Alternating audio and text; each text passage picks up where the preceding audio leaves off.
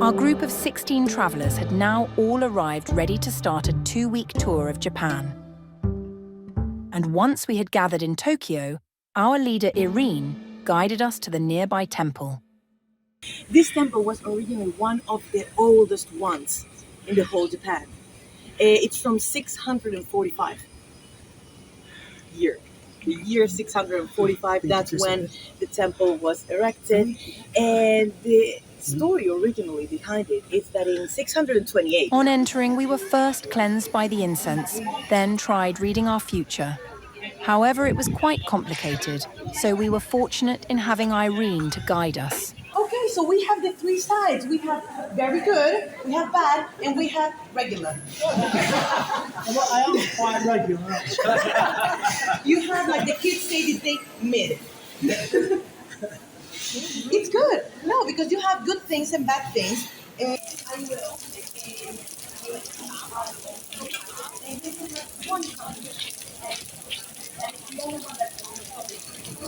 The sudden downpour did not deter us at all. So soon Irene was conducting one of her frequent checkups in order to move us on. My people, my children. At the next temple, we removed our shoes in order to enter and observe the solemn rites of the fire ceremony.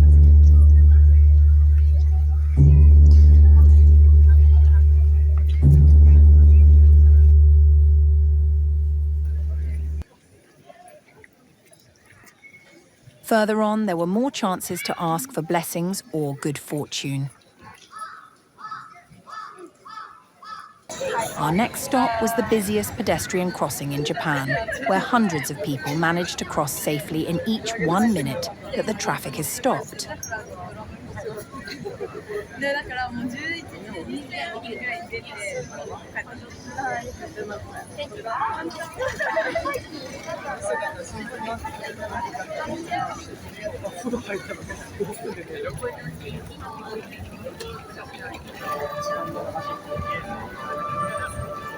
As around 37 million people live in Tokyo, of necessity, there is need for strict traffic management.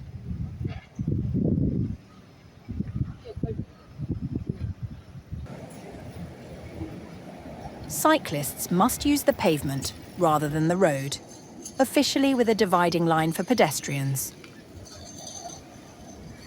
Queues here are always orderly. And at crossings, each traffic light has its individual sound.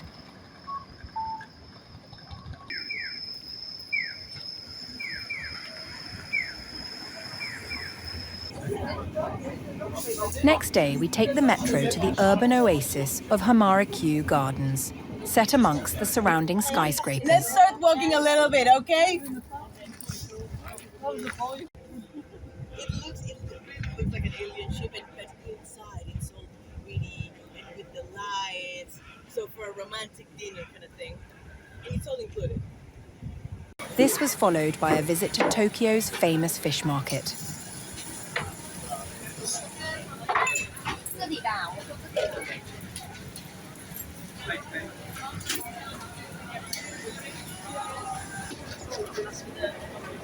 On day 3, we were back on a train to Matsumoto.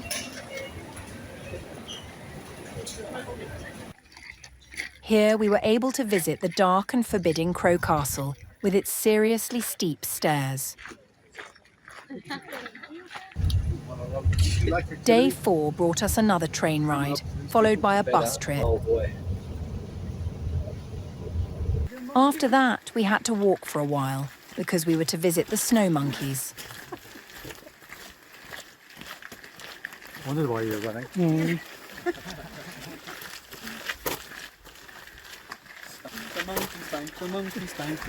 They don't seem at all worried by visitors and are known to escape the winter cold and snow by spending their time in the hot springs where they live.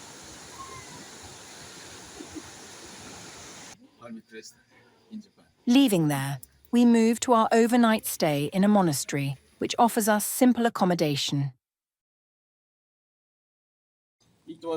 Next morning, we were up at 5 a.m., ready to be introduced to the site. 30 meters high. Second largest one is the Sanju We were Temple in encouraged Kyoto. to join others to kneel and receive a sacred blessing from the head monk. Take off your shoes and put in the press back. And keep your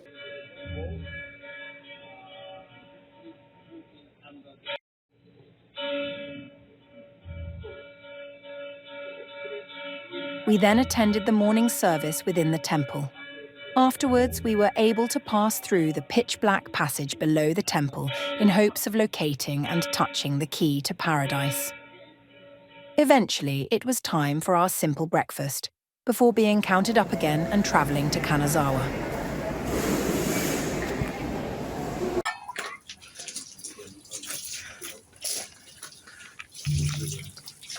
First, we performed the appropriate ablutions. Then we had a chance to explore and enjoy the various gardens.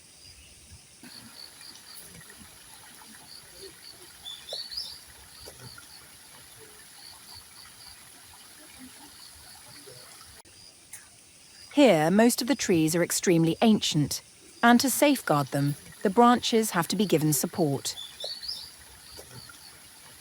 It was good to see the local people choosing to wear their kimonos for their outings here today.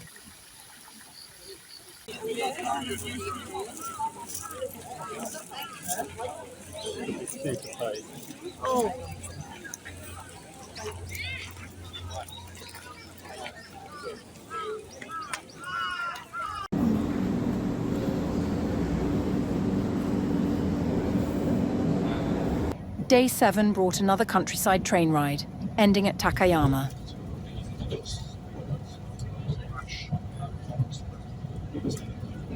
There we first visited the folk village of Hido no Sato, where we were to experience the lifestyle of 200 years ago.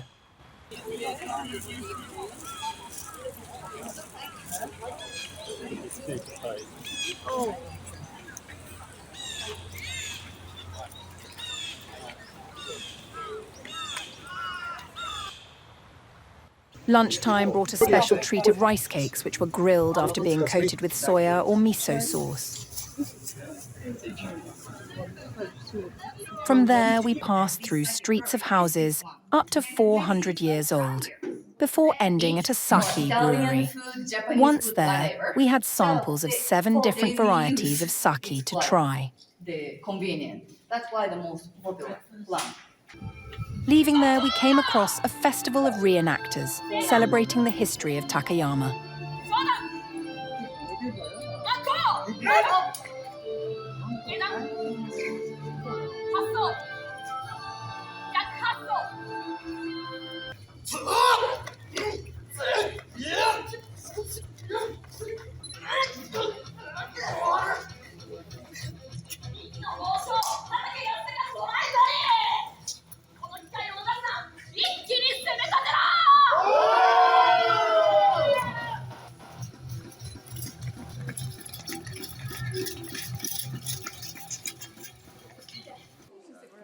That evening, we enjoyed another delicious group meal. And then we spent the night in a family-run ryokan or guest house.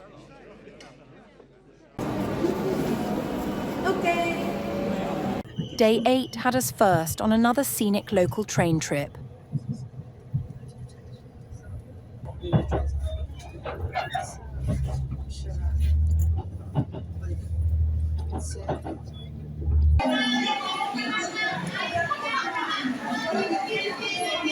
Then, at Osaka Station, we changed to travel on one of the famous bullet trains.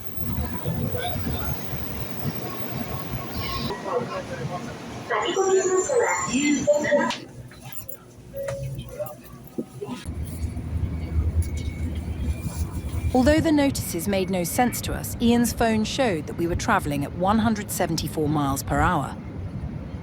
Finally, we arrived at the city of Hiroshima.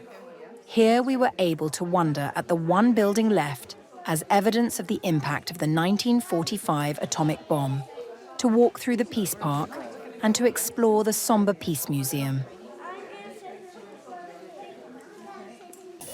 To end the day for our evening meal, we were able to watch the construction of our multiple layered pancakes. So fast, these two. And then put it over to here. And then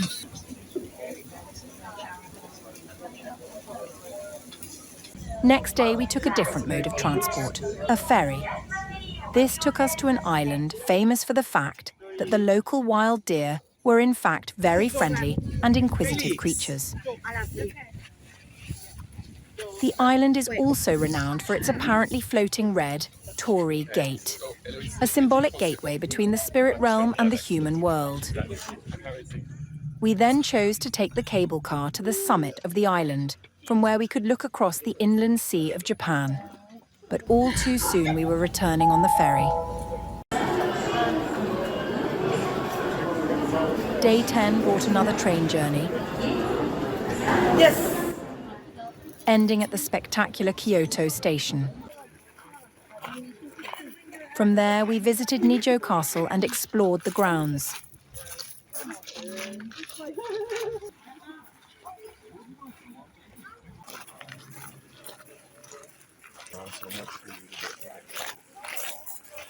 In the evening, we enjoyed a group meal in one of the many station restaurants. And then we had time to admire and photograph the ever-changing light display on the multi-storied staircase. Next day, Irene took us to visit the Arashiyama bamboo forest. Once away from the crowds, it was indeed a beautiful, peaceful scene.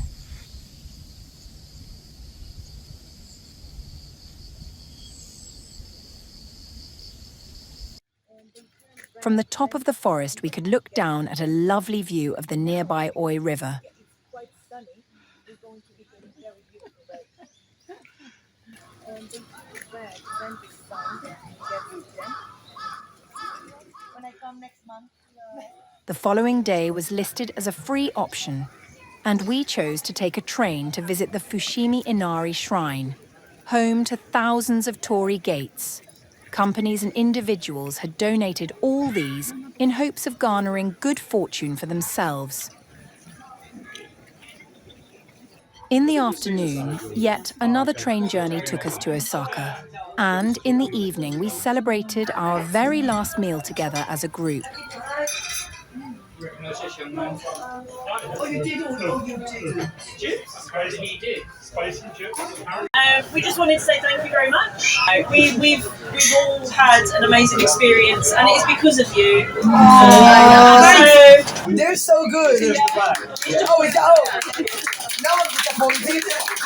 I loved going and bringing you is when you lost them or forgot. Thank you for making me run. Thank you for making me laugh. Thank you for making my job easy. After the meal, Irene took us to join in the vibrant nightlife of Osaka.